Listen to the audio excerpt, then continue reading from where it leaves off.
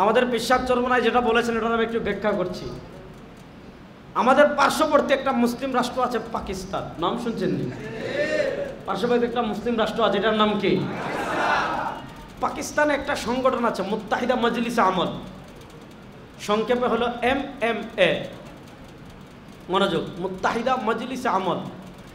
সেখানে পাকিস্তান জমিয়তে উলামা ইসলামের মৌলানা ফজলুর রহমান সাহেব আছেন, পাকিস্তানের শিয়ারা আছে, পাকিস্তানের লামাজহাবিরা আছে, পাকিস্তানের আহলুস সুন্নাহ ওয়াল জামাতের অনুসারীরাও আছে। তাহলে প্রশ্ন হলো, ফজলুর রহমান সাহেব শিয়াদের সাথে মিশলেন, শিয়াদের সাথে বসলেন, উনি কি শিয়া হয়ে গেছেন? না, তিনি তার সংগঠনের লামাজহাবিদেরকে নিয়েছেন, তিনি কি লামাজহাবি হয়ে গিয়েছেন? না। দেখেন, আপনার শত্রু যত বড় হবে আপনার মধ্যে উম্মাহ চেতনা তত বেশি আনতে হবে।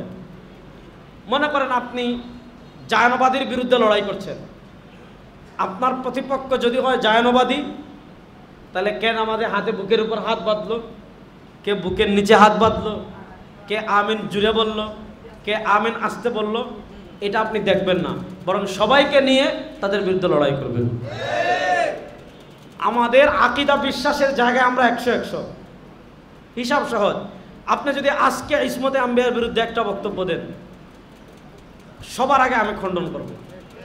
আপনি আদালতে সাহাবা মেয়ারে হক নিয়ে আজকে কথা বলে আজকেই খণ্ডন, কালকে বললে কালকে খণ্ডন, যেখানে বলবেন সেখানে কেউ খণ্ডন না করো, রেজাউল করিম আপনার খণ্ডন করবে ইনশাআল্লাহ। কারণ আকীদার ক্ষেত্রে কোনো ছাড় নাই, কাউকে ছাড় দেব না। তাহলে প্রশ্ন হলো, পেশাব চরমনায় কি বলছেন? পেশাব চরমনায় বলেছেন ইসলাম দেশ ও মানবতার প্রশ্নে আমাদের চতুর্পাশে একটা মিনি ইসরায়েল আছে। আপনারা কি খবর রাখেন? আমাদের চতুর্পাশে মিনি ইসরায়েল আছে, এটার নাম ভারত। আমরা গাজার জন্য কান্নাকাটি করি আলহামদুলিল্লাহ, কিন্তু আমরা যে গাজা হব না কোনো গ্যারান্টি নেই, কারণ আমাদের 3 দিক থেকে তারা ঘিরে ফেলেছে। সুতরাং আমাদের প্রত্যেকের আকীদা বিশ্বাস যার যার আকীদা বিশ্বাস রেখে পাকিস্তানে মুত্তাহিদা মজলিস আমল কেন হয়েছে? সংসদে ইসলামপন্থীদের ব্যাপক উপস্থিতি। কারণ সংসদে আপনি দেখেন অন্তর্বর্তীকালীন সরকারের বিরুদ্ধে আমরা কত সাপোর্ট আমাদের বড়রা দিয়েছেন, ইসলামী রাজনীতিবিদরা দিয়েছে, সারা দেশের মানুষ অন্তর্বর্তীকালীন সরকারকে কত সাপোর্ট দিয়েছে, কিন্তু তারা একের পর এক ইসলাম বিরোধী ষড়যন্ত্র করছে। কিভাবে করতে পারছে? কারণ আমাদের জনসমর্থন মাঠে বেশি, আর শাহবাগীরা, প্রথম আলো, গং, এরা রাষ্ট্র ক্ষমতায় বসে ওই জন আকাঙ্ক্ষা তারা তোয়াক্কা না করে একের পর এক ইসলাম বিরোধী আইন করে চলছে। আপনি আন্দোলন করে কয়টা থামবেন? আপনাকে ওখানে যেতে হবে। ওই জায়গায় যদি আপনি চলে যান তাহলে দেখা যাবে আপনি 5 জন, আপনি যদি 10 জন হন, ইসলামপন্থী যদি 10 জন থাকে, তাহলে 10 জন 200 জনের মোকাবেলা করতে পারবে। ইসলামপন্থীদের সাথে লক্ষ লক্ষ মানুষ আছে। এজন্য আমরা চাই, পেশাব চরমনায় কি বলেছেন? ইসলাম দেশ ও মানবতার স্বার্থ সবার আগে, যার মাসলাক আপন জায়গায় রেখে, যার আকীদা আপন জায়গায় রেখে, তুমি তোমার আকীদা, আমার আকীদা তোমার গ্রহণ করার দরকার নাই, তোমার আকীদা আমার গ্রহণ করার দরকার নাই। আমাদের আকীদাকে ভুল প্রমাণ করবে, পৃথিবীতে এমন কোনো মায়ের বেটা হয় নাই, জন্ম হয় নাই। আমাদের আকীদাকে ভুল প্রমাণ করবে, পৃথিবীতে এমন কোনো বাপের বেটার জন্মই হয় না ইনশাআল্লাহ। যাক, আমি যে কথা বলছিলাম, আমাদের পেশাব চরমনায় বলেছেন এবার ইসলাম দেশ ও মানবতার পক্ষের শক্তি সবাইকে ওই পাকিস্তানের মুত্তাহিদা মজলিস আমলের মতো রাষ্ট্রে ইসলামপন্থার প্রভাবকে বাড়ানোর জন্য, এবং গত 54 বছরে এই দেশে বাঙালি জাতীয়তাবাদের নামে যে ভারতীয় বয়ান আমদানি করা হয়েছে এবং ধর্মনিরপেক্ষতার নামে যে কাঠামোগত ইসলাম বিদ্বেষ চাষ করা হয়েছে, সেই ধর্মনিরপেক্ষতার নামে কাঠামোগত ইসলাম বিদ্বেষের ভিত্তি ভেঙে দেওয়া এবং বাঙালি জাতীয়তাবাদের নামে যে ভারতীয় বয়ান আমদানি করা হয়েছে, সেই ভারতীয় বয়ান আমদানি ভেঙে দেওয়ার জন্য এবার সংসদে ইসলামপন্থীদের ব্যাপক সংখ্যক উপস্থিতি চাই। কারণ সংসদে যদি মাত্র 30 জন ইসলামপন্থী লোক থাকে, ওই 30 জন 270 জনের মোকাবেলা করার জন্য যথেষ্ট।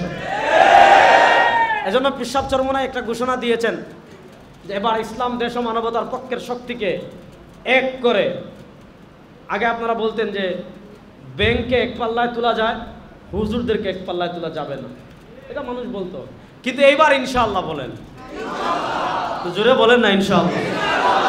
এবার সব ইসলামী দল ইনশাআল্লাহ, যদি এক কাতারে এসে এক লাইনে এসে যার যার মাসলাক মাশরাব আকীদা আপন জায়গায় রেখে যদি বলে আপনার আকীদা নিয়ে আপনি, আমার আকীদা নিয়ে আমি, আপনি আপনারটা নিয়ে থাকেন, আমি আমারটা নিয়ে আছি, তবে যদি আপনি বলেন না আমারটা ভুল, তখন আমরা দলিলের মাধ্যমে প্রমাণ করব আমাদেরটা শুদ্ধ। ঠিক না বেঠিক?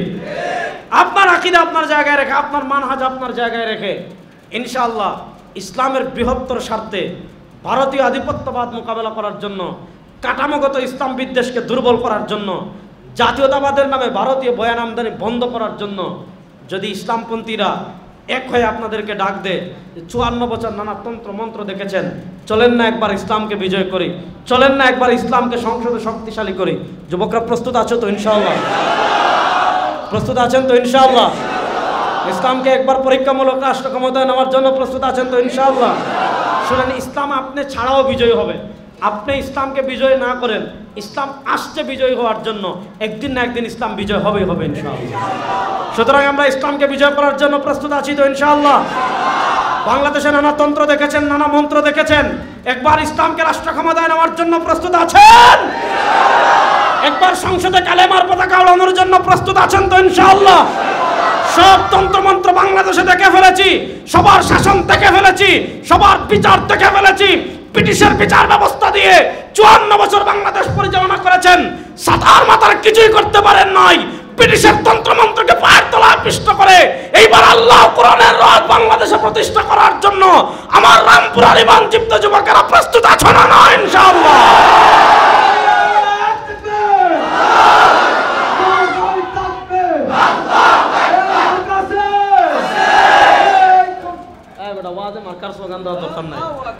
সবাই দিব ইনশাআল্লাহ বলেন। সুতরাং প্রস্তুত আছেন তো সবাই ইনশাআল্লাহ? সবাই বলেন না ইনশাআল্লাহ? শেষ কথা বলি, ভালো করে বুঝেন। গত 100 বছর মার খাইছি, এই 100 বছর মার দিব ইনশাআল্লাহ। কয় না? গত 100 বছর পরাজিত হয়েছি, এই 100 বছর ইসলামের বিজয়কে কেউ দাবায় রাখতে পারবে না ইনশাআল্লাহ। ইনশাআল্লাহ বলেন। সুতরাং আলেমরা যদি ঐক্যবদ্ধভাবে ডাক দে, আছেন তো ইনশাআল্লাহ? নারে তাকবীর, নারে তাকবীর। তন্ত্রমন্ত্রের দিন শেষ, তন্ত্রমন্ত্রের দিন শেষ, ইসলামের বাংলাদেশ। তন্ত্রমন্ত্রের দিন শেষ, তোমার নেতা আমার নেতা, আমরা সবাই রাসূল সেনা। নারে তাকবীর।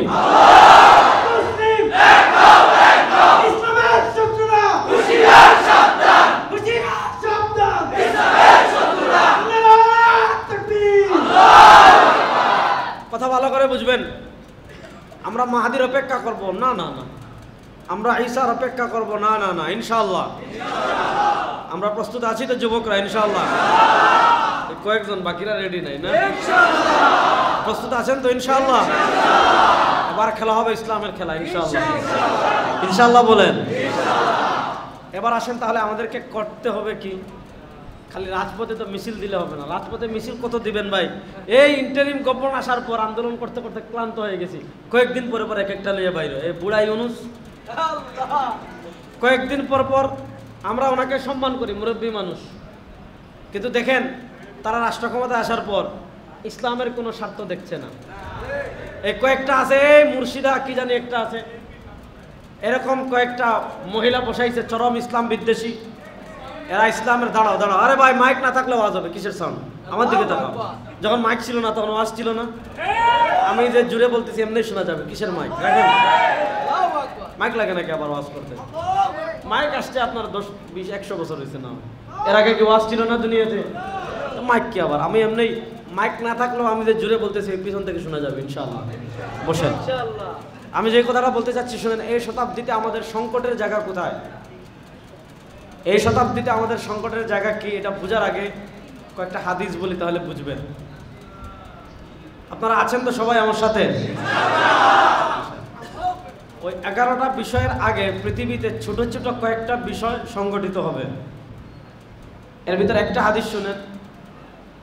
আল্লাহ নবী সাল্লাল্লাহু আলাইহি ওয়াসাল্লাম বলেন, ইন্না মিন আশরাতিস সাআ, কিয়ামতের একটা মৌলিক আলামত হলো আন তুযিআল আমানা, পৃথিবী থেকে আমানত উঠে যাবে, আমানত নষ্ট হয়ে যাবে। সাহাবায়ে কেরাম জিজ্ঞেস করলেন কাইফা তুযিউল আমানা ইয়া রাসূলুল্লাহ, আমানত নষ্ট হবে কিভাবে? আল্লাহ নবী সাল্লাল্লাহু আলাইহি ওয়াসাল্লাম জবাব দিচ্ছেন ইদা বুসিদাল আমরু ইলা গায়রি আহলিহি ফান্তাদিরিস সাআ, যখন যে যে কাজের যোগ্য না তাকে সেই কাজে বসানো হবে, যে যেই পদের যোগ্য না তাকে সেই পদে বসানো হবে, যে যেই চেয়ারের যোগ্য না তাকে সেই চেয়ারে বসানো হবে, যে যে কাজের উপযুক্ত না তাকে সেই কাজ দেওয়ার দায়িত্ব দেওয়া হবে। আল্লাহ নবী সাল্লাল্লাহু আলাইহি ওয়াসাল্লাম বলেন তখন ফান্তাদিরিস সাআ, যখন যে যে পদের যোগ্য না, যে যে কাজের যোগ্য না, যে যে জায়গার যোগ্য না তাকে ওই জায়গায় বসানো হবে, তাকে ওই কাজে বসানো হবে, তাকে ওই পদে বসানো হবে। আল্লাহ নবী সাল্লাল্লাহু আলাইহি ওয়াসাল্লাম বলেন ফান্তাদিরিস সাআ, তখন তোমরা কিয়ামতের অপেক্ষা করো। আপনি দেখেন বর্তমান পৃথিবীতে সবচেয়ে প্রভাবশালী লোককে ডোনাল্ড ট্রাম্প, আপাদমস্তক একটা পাগল, আপাদমস্তক। আচ্ছা, আপনি ডোনাল্ড ট্রাম্পের আলোচনা বাদ দেন, আমাদের বাংলাদেশের অবস্থা দেখেন। আমাদের বাংলাদেশের প্রত্যেকটা সেক্টর দেখেন, যাদেরকে দুর্নীতি দমন করার দায়িত্ব দেওয়া হয় তারাই সবচেয়ে বড় দুর্নীতিবাজ। যাদেরকে মাদক নিয়ন্ত্রণ করার দায়িত্ব দেওয়া হয় এরা গুলশান রাতে মদের আড্ডা না দিলে তাদের লাইফ চলে না। কয়েকদিন আগে বরিশালের ঘটনা দেখেছেন, কি ঘটনা? বরিশালে মাদক নিয়ন্ত্রণ কমিটির দায়িত্ব প্রধান যে, আমাদের দেশে মাদক নিয়ন্ত্রণ অধিদপ্তর আছে, আমরা বলি মাদক নিয়ন্ত্রণ করলে হবে না, মাদক নির্মূল করতে হবে।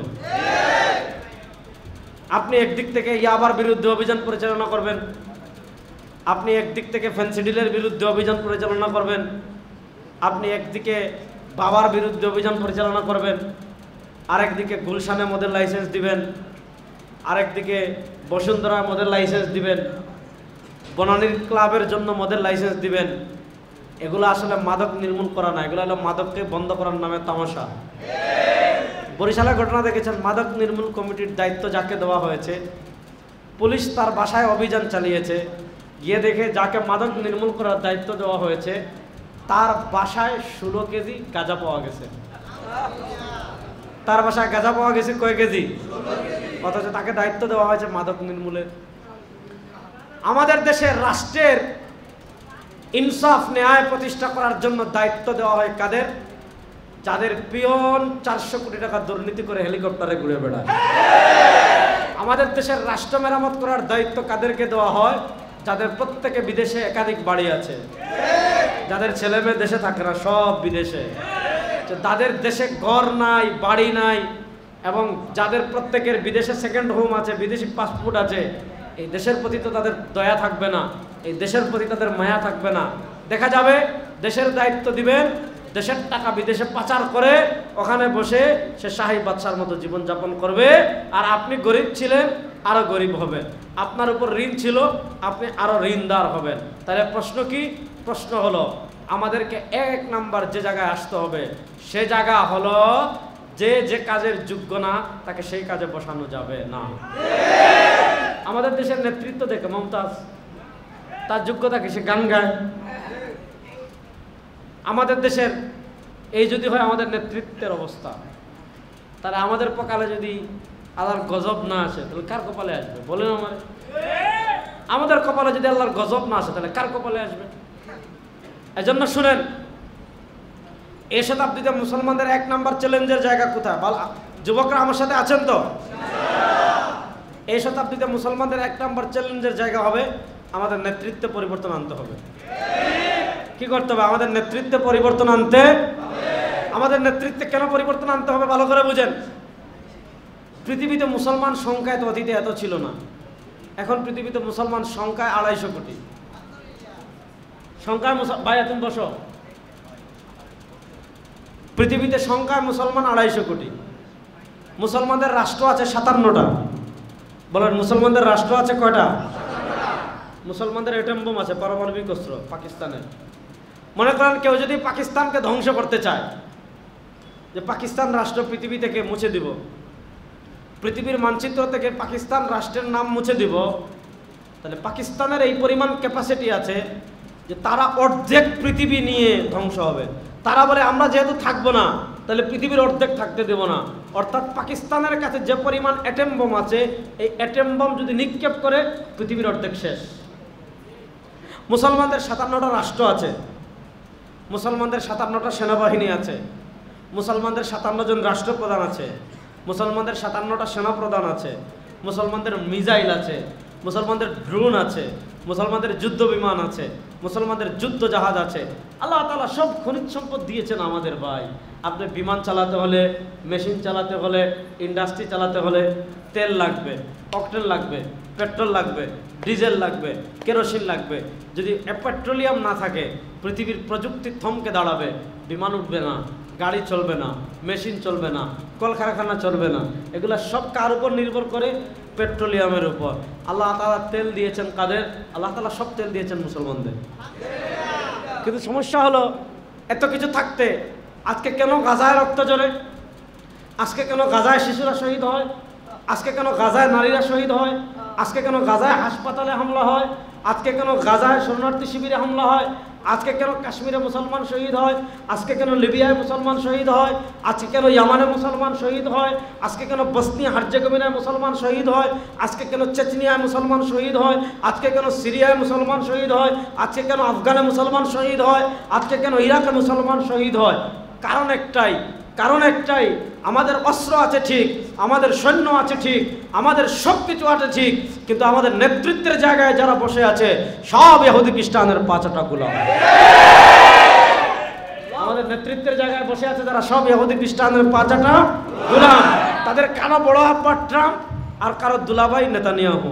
যেমন আমাদের উপমহাদেশে দেখেন, আমাদের বাংলাদেশ যারা ক্ষমতায় আসে তাদের কারো বড় আব্বা মোদি আর কারো বড় আব্বা ট্রাম্প, কারো দুলাভাই মোদি, কারো দুলাভাই ট্রাম্প।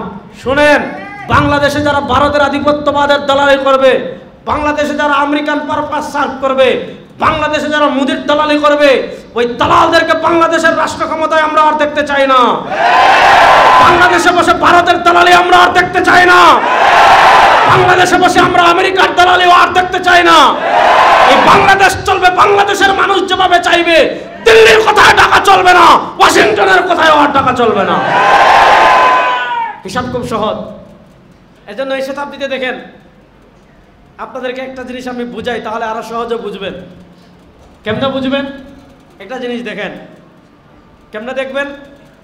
ফিলিস্তিন, এই ভূমির প্রতি আমাদের আবেগ আছে না নাই? গাজার প্রতি আমাদের ভালোবাসা আছে না নাই?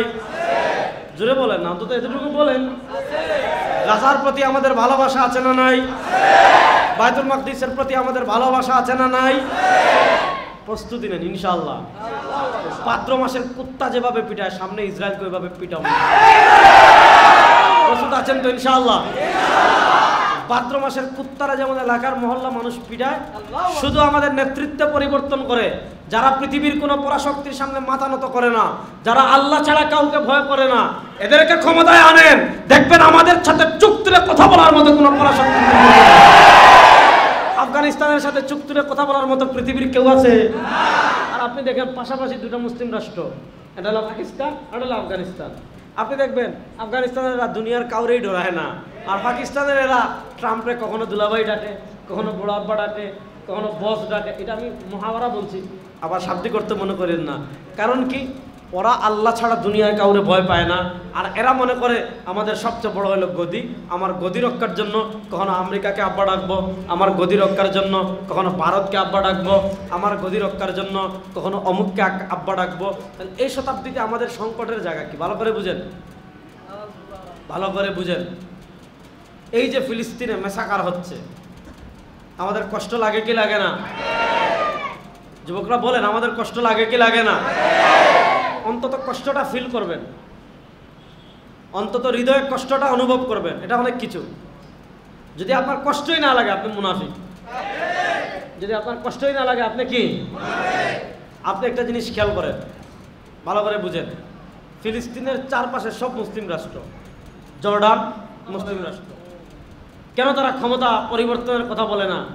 কারণ তারা চায় না এখানে যদি 5 বছর পর পর ক্ষমতা চেঞ্জ হয়, কখন জানি আবার সেই অমরি চেতনার কেউ চলে আসে, কখন জানি আবার কেউ ইসলামের প্রকৃত ধারক বাহক কেউ চলে আসে, ইসলামের ধারক বাহক কেউ যদি এসে শুধু এই কথা বলে, এই খবরদার হাত তুলবি না, ভাঙ্গা বললাম, তাহলে ইসরায়েল সাইজ হইতে 1 সপ্তাহ লাগবে। ইসরায়েল সাজ হইতে কি 1 সপ্তাহ লাগবে। এজন্য দেখবেন যত টাকায় রাজতন্ত্র আছে, রাজতন্ত্র চায় না কখনোই তাদের দেশের সেনাবাহিনী শক্তিশালী হোক।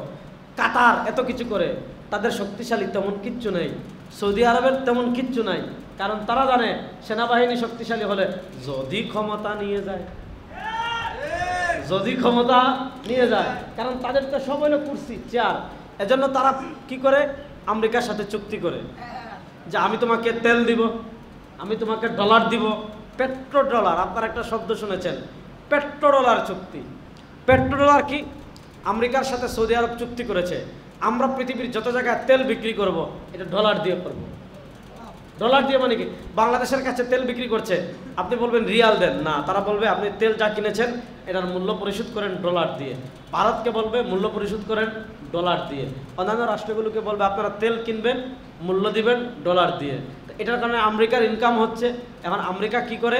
তাদেরকে সেনাবাহিনী দিয়ে সাপোর্ট করে, অস্ত্র দিয়ে সাপোর্ট দেয়। এর জন্য দেখবেন সৌদি আরবে আমেরিকান ঘাঁটি আছে। জাজিরাতুল আরবের সবচেয়ে বড় আমেরিকার ঘাঁটি কোথায়? সবচেয়ে বড় আমেরিকার ঘাঁটি হলো কাতারে। আপনি দেখেন কাতার এত কিছু করলো, কই কিছুদিন আগে ইসরায়েল যখন হামলা করলো, আমেরিকা না আগে জানাইলো, আমেরিকা না প্রতিবাদ করলো, আমেরিকা না থামাইলো। কাতারে এত বড় মুসলিম ঘাঁটি, মার্কিনীদের ঘাঁটি থাকতে তারা ইসরায়েলের হামলা থামায় নাই। এটার থেকে আপনি কি মেসেজ পেলেন? এটার থেকে আপনি মেসেজ পেলেন তারা তাদের অনুগত সরকারকে চেয়ারে এজন্যই রাখে, এদেরকে রাখলে এদের মাধ্যমে কাঠি গেড়ে পুরো মুসলিম রাষ্ট্রগুলোতে তারা বেটাগিরি দেখাতে পারবে, খবরদারি করতে পারবে। আপনি কত কষ্টের কথা বলবেন। আফগানিস্তানে 2001 থেকে 2021 সাল পর্যন্ত আমেরিকা যখন আগ্রাসন চালিয়েছে, কোথা থেকে চালিয়েছে ভাই? পাকিস্তানের রাষ্ট্র ক্ষমতায় বসিয়েছে পারভেজ মুশাররফকে। কেন পারভেজ মুশাররফকে বসিয়েছে? পারভেজ মুশাররফ ছিল আমেরিকার পাঁচাটা গোলাম। সে পাকিস্তানের জমিন আমেরিকাকে ব্যবহার করতে দিয়েছে। আমেরিকা আফগানিস্তানে হামলা করেছে কোথা থেকে? পাকিস্তান থেকে। বিমান উড়ে গিয়েছে কোথা থেকে? পাকিস্তান থেকে। ড্রোন উড়ে গিয়েছে কোথা থেকে? পাকিস্তান থেকে। হামলা করেছে কোথায়? আফগানিস্তানে। মারা গিয়েছে কারা?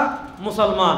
এখন তারা কখনো চায় না এই যে মুসলিম রাষ্ট্রগুলো, বাংলাদেশ বলেন বা পাকিস্তান বলেন, তারপর সৌদি আরব বলেন, দুবাই বলেন, কুয়েত বলেন, কাতার বলেন, বাহরাইন বলেন, তারা কখনোই চায় না যে এখানে নেতৃত্বের পরিবর্তন হোক। তারা চায় এদের এইগুলার রাষ্ট্র ক্ষমতায় তারাই আসুক যারা তাদের পা চাটবে, তাদের কথায় উঠবে, তাদের কথায় বসবে, তাদের কথায় চলবে। এখন আমাদের চ্যালেঞ্জ কি নিতে হবে? আমরা সারা দুনিয়ার দায়িত্ব আমরা নিতে পারবো না, সারা দুনিয়ার দায়িত্ব আমাদের পক্ষে পালন করা সম্ভব না, কিন্তু আমাদের দেশের হয়ে, আমাদের দেশের পক্ষে আমরা এতটুকু দায়িত্ব নেব, ইনশাআল্লাহ আমরা সব যোগ্য, তাকওয়াবান, ক্ষুধাবিরু, আল্লাহওয়ালা মানুষকে আমাদের নেতৃত্বে দেখতে চাই কি চাই না? দেখি কারা কারা চান, হাত তুলে দিন।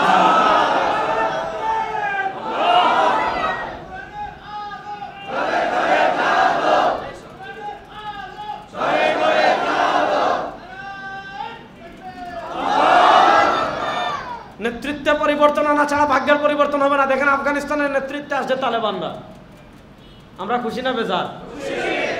বড় আস্তে বললেন। আফগানিস্তানে যে তালেবানরা নেতৃত্বে আসছে আমরা খুশি না বেজার? এরা মনে করেছিল কি জানেন? এরা মনে করেছিল এ মোল্লারা ক্ষমতা চালানো কি আপনি মনে করেছেন এত সহজ? আরে মোল্লারা সব পারে, মোল্লারা দুর্নীতি করবে না এতটুকু নিশ্চিত থাকেন, দেশের টাকা বিদেশে পাচার করবে না এতটুকু নিশ্চিত থাকেন। সবাই মনে করেছিল। দেখেন আমাদের বাংলাদেশের রাষ্ট্রের রিজার্ভ বা রাষ্ট্রের ইনকাম সোর্স সবচেয়ে বড় দুইটা, একটা হলো রেমিটেন্স আর একটা হলো গার্মেন্টস। বিদেশিরা বিদেশ থেকে টাকা পাঠায়, আর আরেকটা হলো ওই যে পোশাক শিল্প, বিদেশে পোশাক রফতানি হয়। এই দুটা হলো আমাদের রাষ্ট্রের ইনকামের সবচেয়ে বড় দুইটা সোর্স।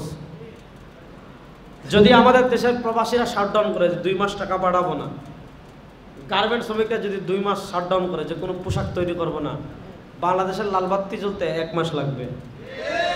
বাংলাদেশের লালবাতি জ্বলতে কয়দিন লাগবে? আফগানিস্তানে তালেবানরা রাষ্ট্র ক্ষমতায় আসার আগে, মনোযোগ, আফগানিস্তানরা তালেবানরা রাষ্ট্র ক্ষমতায় আসার আগে আফগানিস্তানের প্রধান উৎস ছিল আফিম চাষ। আফিম হলো নেশা, এটা হালাল না হারাম? যখনই তালেবানরা ক্ষমতায় আসছে তখন সুশীলরা, শাহবাগী যারা আছে না, অথবা শাহবাগী প্রোম্যাক্স অথবা শাহবাগী আলট্রা প্রোম্যাক্স, যে লাইনেরই হোক, হাফ শাহবাগী, সিকি শাহবাগী, ফুল শাহবাগী, সেমি শাহবাগী, আদলা শাহবাগী, আডানা শাহবাগী, মানে যত প্রকারের শাহবাগী আছে সবাই একটু কাতুকুতু দিয়া বসছে এবার মোল্লারা কি, কারণ হয় আফিম চাষ করবে, যদি আফিম চাষ করে তাহলে মোল্লারা তো নেশা চাষ করলো, আর যদি আফিম চাষ না করে টাকা পাইব কই, না খেয়ে মারা যাবে, ভিক্ষা করবে।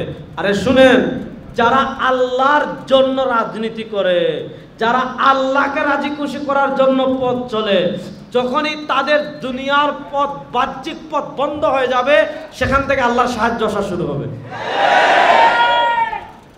এখন তো তারা একটা তামাশা দেখার জন্য যে মোল্লারা কোন দিকে যায়, কারণ তাদের তো রিজার্ভ নাই, তাদের তো কোনো স্বীকৃতি নাই, তাদের পাশে কেউ দাঁড়াবে না। এখন হয় আফিম চাষ করবে, আর আফিম চাষ যদি বন্ধ করে না খেয়ে মারা যাবে। কিন্তু দেখেন, এরা ইমানের পাওয়ার জানে না। তালেবানরা আয়সা বলছে কি আফিম চাষ চলবে না, একটু কাতুকুতু দিয়া বসছে, দেখি মোল্লারা আবার কি করে, বলছে আল্লাহর নাম নিয়ে আনার চাষ শুরু করেন। আল্লাহ তাআলা এত বারাকা এদেরকে দিয়েছেন, আল্লাহ তাআলা আফগানিস্তানের জমিনে এত বারাকা খুলে দিয়েছেন যে আফগানিস্তানের অর্থনীতি দেখে পশ্চিমা অর্থনীতিবিদের চোখ উঠে যাচ্ছে যে এরা কিভাবে এত দ্রুত অগ্রসর হচ্ছে।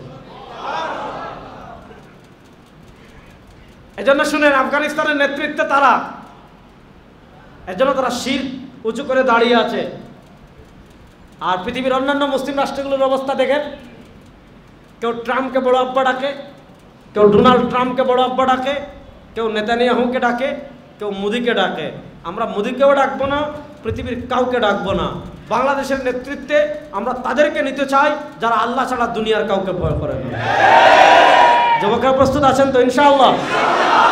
আরে সোনার বাংলাদেশের কথা কত শুনেছেন আপনারা? 54 বছরে কেউ সোনার বাংলা পরিণত করতে পারে নাই।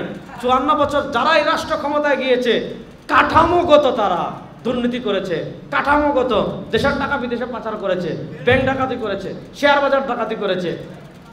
এক একজনের আঙ্গুল ফুলে কলা গাছ হয়ে গিয়েছে। আমাদের রাজনীতি, আমাদের দেশের রাজনীতি আলাদিনের চেরাগ।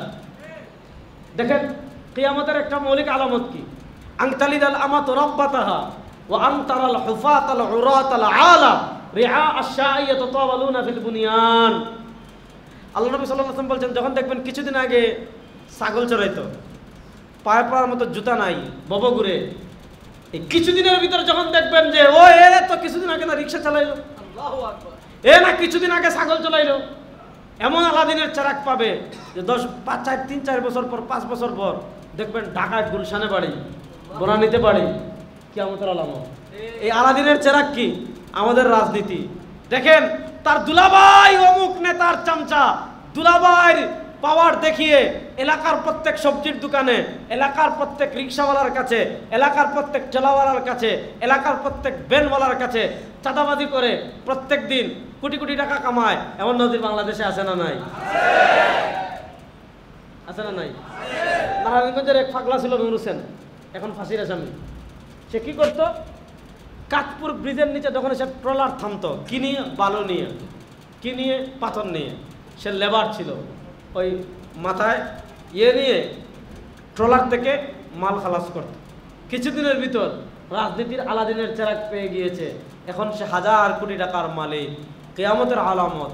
এই ধরনের পচা গান্দা দুর্গন্ধময় রাজনীতি যদি বাংলাদেশে চলে, শুনেন, ভারতের তাবেদারি থেকে বাঁচতে পারবেন না। এজন্য আমাদের কি করতে হবে? আমাদের নেতৃত্বে পরিবর্তন আনতে হবে।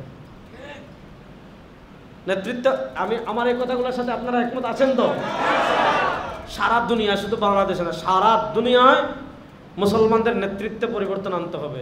আমরা তো সারা দুনিয়ার হিসাব করতে পারবো না, অন্তত বাংলাদেশে আমরা নেতৃত্বের পরিবর্তন আনার জন্য প্রস্তুত আছি না? না ইনশাআল্লাহ। আরেকটা হাদিস বলি, তাহলে আরো সহজ করে বুঝবেন।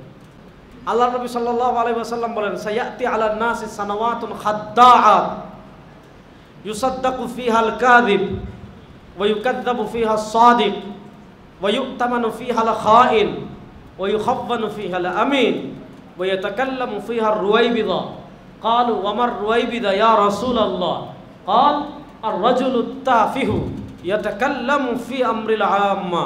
আল্লাহর নবী সাল্লাল্লাহু আলাইহি ওয়াসাল্লাম বলেন, সায়াতি আলান নাসি সানাওয়াতুন খাদ্দাআত, অতি শীঘ্রই কিছু ধোঁকার বছর আসবে। বলবেন হুজুর বছর আবার ধোঁকার হয় কেমনে? আল্লাহর নবী সাল্লাল্লাহু আলাইহি ওয়াসাল্লাম বলেন, ইউসাদ্দাকু ফিহাল কাযিব, মিথ্যাবাদীকে মানুষ সত্যবাদী মনে করবে। ওয়া ইউকাযযাবু ফিহা সাদিক, সত্যবাদীকে মানুষ মিথ্যাবাদী মনে করবে। ওয়া ইউখাফানু ফিহাল আমিন, বিশ্বস্ত মানুষকে মানুষ খেয়ানতদার মনে করবে। ওই আম্মানু ফিহাল খাইন, খেয়ানতদারকে মানুষ আমানতদার মনে করবে। অর্থাৎ পৃথিবীর সিচুয়েশন চেঞ্জ হয়ে যাবে। ভালোকে খারাপ মনে করবে, খারাপকে মানুষ ভালো মনে করবে, আমানতদারকে খেয়ানতদার মনে করবে, খেয়ানতদারকে মানুষ আমানতদার মনে করবে।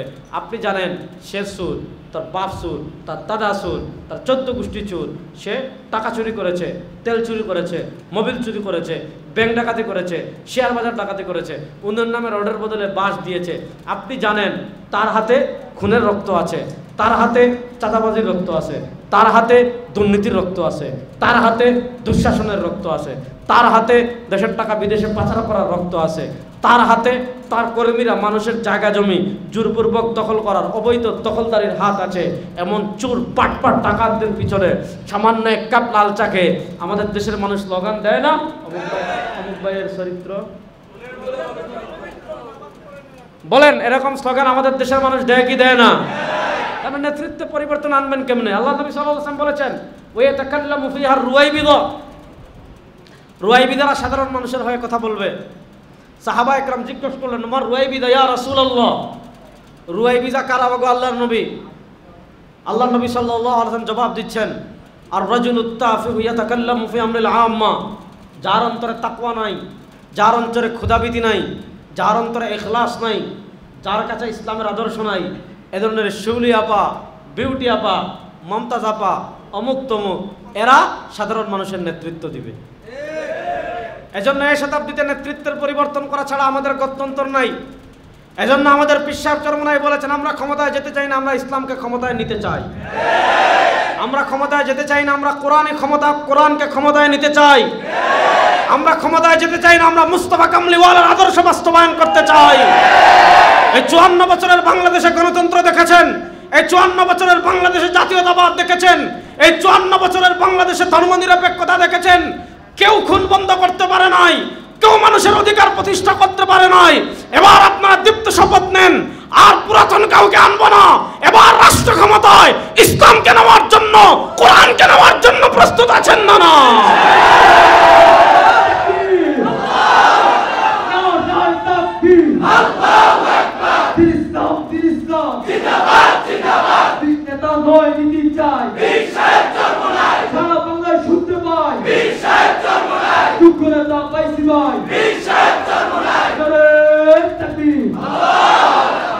প্রস্তুত আছেন তো ইনশাআল্লাহ? যুবকরা বলেন ইনশাআল্লাহ। এখন সমস্যা কি জানেন? সমস্যা হয়েছে আমাদেরকে স্লো পয়জন দিয়ে দিছে। স্লো পয়জন বুঝেন? বিষ খাওয়াই দিছে। কি বিষ? সেকুলারিজমের বিষ। কিসের বিষ খাওয়াইছে? ধর্মনিরপেক্ষতার বিষ। ধর্মনিরপেক্ষতার বিষ কি জানেন? ধর্মনিরপেক্ষতার বিষ হলো খ্রিস্টান রাজ্যগুলো থেকে ধর্মনিরপেক্ষতা এসেছে। খ্রিস্টানরা বলে ধর্ম থাকবে গির্জায়। খ্রিস্টানরা বলে কি? ধর্ম থাকবে শুধু গির্জায়। রাষ্ট্র কেমনে চলবে? গির্জার কোনো কাম নাই। ভাই আপনি ধর্ম নিয়ে থাকেন, রাষ্ট্র কিভাবে চলবে? রাষ্ট্রের সংবিধান কি হবে? রাষ্ট্রের আইন কি হবে? রাষ্ট্রের বিচার ব্যবস্থা কি হবে? রাষ্ট্রের ক্ষমতায় কারা আসবে? রাষ্ট্র কার সাথে যুদ্ধ করবে? রাষ্ট্র কার সাথে সন্ধি করবে? এগুলা গির্জাওয়ালার কাম না। আপনাদের কাজ কি? আপনাদের কাজ ধর্ম পালন। কথা ভালো করে বুঝেন। গরম লাগতেছে আপনাদের নাকি? আচ্ছা একটু লাগুক গরম, সমস্যা কি? আপনারও লাগতেছে, আমারও লাগতেছে। আর বেশি ধৈর্য পরীক্ষা নেব না, আমার তাড়া আছে, আমার চলে যেতে হবে। শুনেন, এজন্য আমাদের করণীয় কি শুনেন। আমাদের পীর সাহেব চরমনাই যেটা বলেছেন, এটা আমি একটু ব্যাখ্যা করছি। আমাদের পার্শ্ববর্তী একটা মুসলিম রাষ্ট্র আছে পাকিস্তান, নাম শুনছেন নি? পার্শ্ববর্তী একটা মুসলিম রাষ্ট্র আছে, এটার নাম কি? পাকিস্তানে একটা সংগঠন আছে মুত্তাহিদা মজলিস আমল, সংক্ষেপে হলো MMA। মনোযোগ, মুত্তাহিদা মজলিস আমল। সেখানে পাকিস্তান জমিয়তে উলামা ইসলামের মৌলানা ফজলুর রহমান সাহেব আছেন, পাকিস্তানের শিয়ারা আছে, পাকিস্তানের লামাজহাবিরা আছে, পাকিস্তানের আহলুস সুন্নাহ ওয়াল জামাতের অনুসারীরাও আছে। তাহলে প্রশ্ন হলো, ফজলুর রহমান সাহেব শিয়াদের সাথে মিশলেন, শিয়াদের সাথে বসলেন, উনি কি শিয়া হয়ে গেছেন? না, তিনি তার সংগঠনের লামাজহাবিদেরকে নিয়েছেন, তিনি কি লামাজহাবি হয়ে গিয়েছেন? না। দেখেন, আপনার শত্রু যত বড় হবে, আপনার মধ্যে উম্মাহ চেতনা তত বেশি আনতে হবে। মনে করেন আপনি জায়নবাদীর বিরুদ্ধে লড়াই করছেন, আপনার প্রতিপক্ষ যদি হয় জায়নবাদী, তাহলে কেন আমাদের হাতে বুকের উপর হাত বাঁধলো, কে বুকের নিচে হাত বাঁধলো, কে আমিন জুড়ে বলল, কে আমিন আসতে বলল, এটা আপনি দেখবেন না, বরং সবাইকে নিয়ে তাদের বিরুদ্ধে লড়াই করবেন। আমাদের আকীদা বিশ্বাসের জায়গায় আমরা 100-100। হিসাব সহজ, আপনি যদি আজকে ইসমতে আম্বিয়ার বিরুদ্ধে একটা বক্তব্য দেন, সবার আগে আমি খণ্ডন করব। আপনি আদালতে সাহাবা মেয়ারে হক নিয়ে আজকে কথা বলে আজকেই খণ্ডন, কালকে বললে কালকে খণ্ডন, যেখানে বলবেন সেখানে কেউ খণ্ডন না করো, রেজাউল করিম আপনার খণ্ডন করবে ইনশাআল্লাহ। কারণ আকীদার ক্ষেত্রে কোনো ছাড় নাই, কাউকে ছাড় দেব না। তাহলে প্রশ্ন হলো, পিশাব চরমনাই কি বলছেন? পিশাব চরমনাই বলেছেন, ইসলাম দেশ ও মানবতার প্রশ্নে আমাদের চতুর্পাশে একটা মিনি ইসরায়েল আছে। আপনারা কি খবর রাখেন? আমাদের চতুর্পাশে মিনি ইসরায়েল আছে, এটার নাম ভারত। আমরা গাজার জন্য কান্নাকাটি করি আলহামদুলিল্লাহ, কিন্তু আমরা যে গাজা হব না কোনো গ্যারান্টি নেই, কারণ আমাদের 3 দিক থেকে তারা ঘিরে ফেলেছে। সুতরাং আমাদের প্রত্যেকের আকীদা বিশ্বাস যার যার আকীদা বিশ্বাস রেখে পাকিস্তানে মুত্তাহিদা মজলিস আমল কেন হয়েছে? সংসদে ইসলামপন্থীদের ব্যাপক উপস্থিতি। কারণ সংসদে আপনি দেখেন, অন্তর্বর্তীকালীন সরকারের বিরুদ্ধে আমরা কত সাপোর্ট আমাদের বড়রা দিয়েছেন, ইসলামী রাজনীতিবিদরা দিয়েছে, সারা দেশের মানুষ অন্তর্বর্তীকালীন সরকারকে কত সাপোর্ট দিয়েছে, কিন্তু তারা একের পর এক ইসলাম বিরোধী ষড়যন্ত্র করছে। কিভাবে করতে পারছে? কারণ আমাদের জনসমর্থন মাঠে বেশি, আর শাহবাগীরা, প্রথম আলো, গং, এরা রাষ্ট্র ক্ষমতায় বসে ওই জন আকাঙ্ক্ষা তারা তোয়াক্কা না করে একের পর এক ইসলাম বিরোধী আইন করে চলছে। আপনি আন্দোলন করে কয়টা থামাবেন? আপনাকে ওখানে যেতে হবে। ওই জায়গায় যদি আপনি চলে যান, তাহলে দেখা যাবে আপনি 5 জন, আপনি যদি 10 জন হন, ইসলামপন্থী যদি 10 জন থাকে, তাহলে 10 জন 200 জনের মোকাবেলা করতে পারবে। ইসলামপন্থীদের সাথে লক্ষ লক্ষ মানুষ আছে। এজন্য আমরা চাই, পিশাব চরমনাই কি বলেছেন? ইসলাম দেশ ও মানবতার স্বার্থ সবার আগে, যার মাসলাক আপন জায়গায় রেখে, যার আকীদা আপন জায়গায় রেখে, তুমি তোমার আকীদা, আমার আকীদা তোমার গ্রহণ করার দরকার নাই, তোমার আকীদা আমার গ্রহণ করার দরকার নাই। আমাদের আকীদাকে ভুল প্রমাণ করবে, পৃথিবীতে এমন কোনো মায়ের বেটা হয় নাই, জন্ম হয় নাই। আমাদের আকীদাকে ভুল প্রমাণ করবে, পৃথিবীতে এমন কোনো বাপের বেটার জন্মই হয় না ইনশাআল্লাহ। যাক, আমি যে কথা বলছিলাম, আমাদের পিশাব চরমনাই বলেছেন, এবার ইসলাম দেশ ও মানবতার পক্ষের শক্তি সবাইকে ওই পাকিস্তানের মুত্তাহিদা মজলিস আমলের মতো রাষ্ট্রে ইসলামপন্থার প্রভাবকে বাড়ানোর জন্য, এবং গত 54 বছরে এই দেশে বাঙালি জাতীয়তাবাদের নামে যে ভারতীয় বয়ান আমদানি করা হয়েছে এবং ধর্মনিরপেক্ষতার নামে যে কাঠামোগত ইসলাম বিদ্বেষ চাষ করা হয়েছে, সেই ধর্মনিরপেক্ষতার নামে কাঠামোগত ইসলাম বিদ্বেষের ভিত্তি ভেঙে দেওয়া এবং বাঙালি জাতীয়তাবাদের নামে যে ভারতীয় বয়ান আমদানি করা হয়েছে, সেই ভারতীয় বয়ান আমদানি ভেঙে দেওয়ার জন্য এবার সংসদে ইসলামপন্থীদের ব্যাপক সংখ্যক উপস্থিতি চাই। কারণ সংসদে যদি মাত্র 30 জন ইসলামপন্থী লোক থাকে, ওই 30 জন 270 জনের মোকাবেলা করার জন্য যথেষ্ট। এজন্য পিশাব চরমনাই একটা ঘোষণা দিয়েছেন যে এবার ইসলাম দেশ ও মানবতার পক্ষের শক্তিকে এক করে, আগে আপনারা বলতেন যে ব্যাংকে এক পাল্লায় তোলা যায়, হুজুরদেরকে এক পাল্লায় তোলা যাবে না, এটা মানুষ বলতো, কিন্তু এইবার ইনশাআল্লাহ বলেন, জোরে বলেন না ইনশাআল্লাহ। এবার সব ইসলামী দল ইনশাআল্লাহ যদি এক কাতারে এসে, এক লাইনে এসে, যার মাসলাক মাশরাব আকীদা আপন জায়গায় রেখে যদি বলে আপনার আকীদা নিয়ে আপনি, আমার আকীদা নিয়ে আমি, আপনি আপনারটা নিয়ে থাকেন, আমি আমারটা নিয়ে আছি, তবে যদি আপনি বলেন না আমারটা ভুল, তখন আমরা দলিলের মাধ্যমে প্রমাণ করব আমাদেরটা শুদ্ধ। ঠিক না বেঠিক? আপনার আকীদা আপনার জায়গায় রেখে, আপনার মানহাজ আপনার জায়গায় রেখে ইনশাআল্লাহ ইসলামের বৃহত্তর স্বার্থে ভারতীয় আধিপত্যবাদ মোকাবেলা করার জন্য, কাঠামোগত ইসলাম বিদ্বেষকে দুর্বল করার জন্য, জাতীয়তাবাদের নামে ভারতীয় বয়ান আমদানি বন্ধ করার জন্য যদি ইসলামপন্থীরা এক হয়ে আপনাদেরকে ডাক দেয়, 54 বছর নানা তন্ত্র মন্ত্র দেখেছেন, চলেন না একবার ইসলামকে বিজয় করি, চলেন না একবার ইসলামকে সংসদে শক্তিশালী করি। যুবকরা প্রস্তুত আছো তো ইনশাআল্লাহ? প্রস্তুত আছেন তো ইনশাআল্লাহ? ইসলামকে একবার পরীক্ষামূলক রাষ্ট্র ক্ষমতায় নেওয়ার জন্য প্রস্তুত আছেন তো ইনশাআল্লাহ? শুনেন, ইসলাম আপনি ছাড়াও বিজয়ী হবে। আপনি ইসলামকে বিজয় না করেন, ইসলাম আসছে বিজয়ী হওয়ার জন্য, একদিন না একদিন ইসলাম বিজয় হবেই হবে ইনশাআল্লাহ।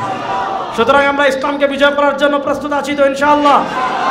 বাংলাদেশে নানা তন্ত্র দেখেছেন, নানা মন্ত্র দেখেছেন, একবার ইসলামকে রাষ্ট্র ক্ষমতায় নেওয়ার জন্য প্রস্তুত আছেন?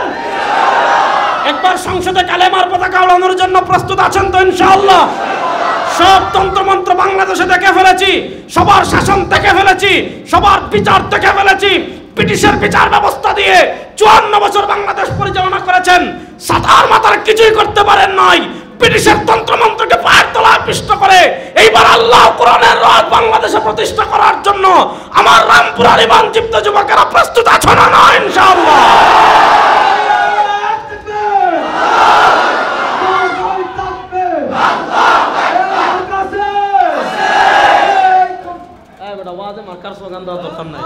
তার জন্য সবাই দিব ইনশাআল্লাহ বলেন।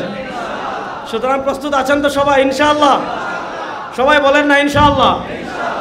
শেষ কথা বলি, ভালো করে বুঝেন। গত 100 বছর মার খাইছি, এই 100 বছর মার দিব ইনশাআল্লাহ। কয় না? গত 100 বছর পরাজিত হয়েছি, এই 100 বছর ইসলামের বিজয়কে কেউ দাবায় রাখতে পারবে না ইনশাআল্লাহ। ইনশাআল্লাহ বলেন। সুতরাং আলেমরা যদি ঐক্যবদ্ধভাবে ডাক দে, আছেন তো ইনশাআল্লাহ? নারে তাকবীর, নারে তাকবীর। তন্ত্রমন্ত্রের দিন শেষ, তন্ত্রমন্ত্রের দিন শেষ, ইসলামের বাংলাদেশ। তন্ত্রমন্ত্রের দিন শেষ, তোমার নেতা আমার নেতা, আমরা সবাই রাসূল সেনা। নারে তাকবীর। আবার আপনাদের সাথে দেখা হবে ইনশাআল্লাহ। আসসালামু আলাইকুম ওয়া রাহমাতুল্লাহ।